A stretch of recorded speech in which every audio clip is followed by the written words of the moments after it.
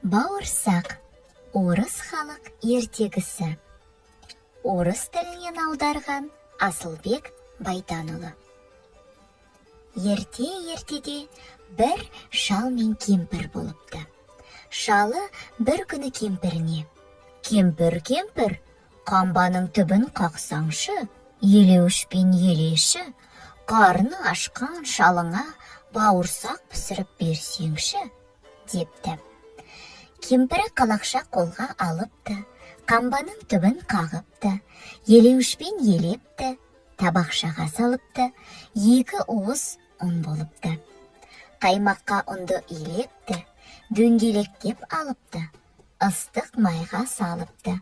Бауырсақты піскен соң атай баппен жейді деп суытуға қойыпты. Бауырсақ суып жатыпты, жатып ойға батыпты.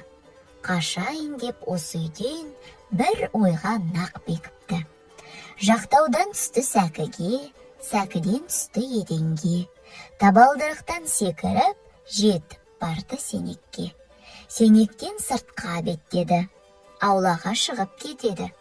Аулаға шығып алған соң домалап соқпақ жолменен ұзай кетеді. Жол бойымен домалап келе жатса бауырсақ, қарсы алдынан тап келді ұзын құлақ қоянақ.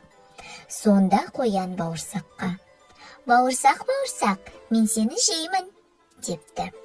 Бауырсақ оған былай дейді: «Жей көрме мені, қояным, ән айтып берем, тыңдағын» дейді.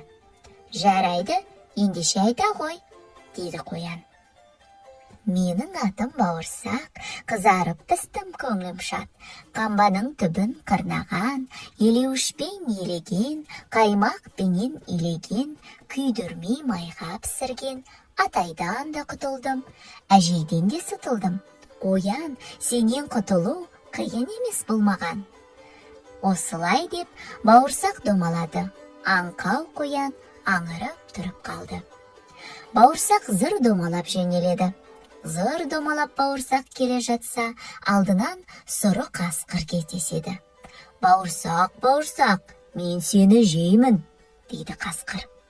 «Сұры қасқыр, мені жемеші, ән салып берем, тыңдашы» деп бауырсақ әндете жөнеледі. «Менің атым бауырсақ, қызарып пістім көңлім шат, қамбаның түбін қырнаған, елеуішпен елеген, қаймақпенен илеген, күйдірмей майға пісірген, атайдан да құтылдым, әжейден де сытылдым, қояннан да құтылдым. Қасқыр, сенен сытылу қиын емес болмаған». Бауырсақ ары қарай домалады. Аңырып, сұры қасқыр жолда қалды. Домалап бауырсақ тағы жөнеледі. Алдынан аю сонда кез келеді. «Бауырсақ, мен сені жеймін» депті аю. «Жей көрме, аю атайым, тыңдашы саған айтайын» деп бауырсақ әнін бастайды. «Менің атым бауырсақ, қызарып пістім көңлім шат, қамбаның түбін қырнаған, елеуішпен елеген, қаймақпенен илеген, күйдірмей майға пісірген, атайдан да құтылдым, әжейден де сытылдым, қояннан да құтылдым, қасқырдан да құтылдым. Аю, сенен сытылу қиын емес болмаған». Осылай деп бауырсақ домалады. Аңырып, аю маймақ жолда қалды. Бауырсақ домалаумен келе жатты. Осылай талай белден асты. Домалап жол үстінде келе жатса, қу түлкі жылмаң етіп келе қапты. «Бауырсақ, домалап қайда барасың?» депті сонда қу түлкі. «Жол жүріп кетіп барамын» депті бауырсақ. «Бауырсақ, мен сені жеп қоям» депті түлкі. «Жемеші түлкі, ән салып берем саған» депті бауырсақ.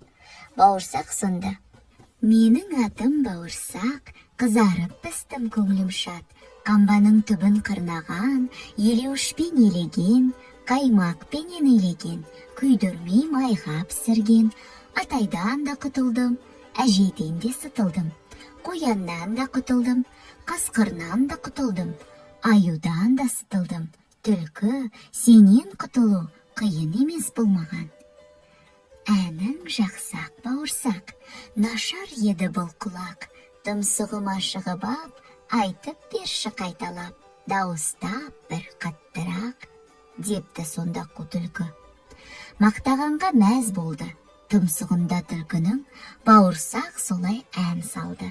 Сонда түлкі: тамаша екен үнің де, тағы бір рет айтшы тыңдайын, отырып алып ділімде, депті.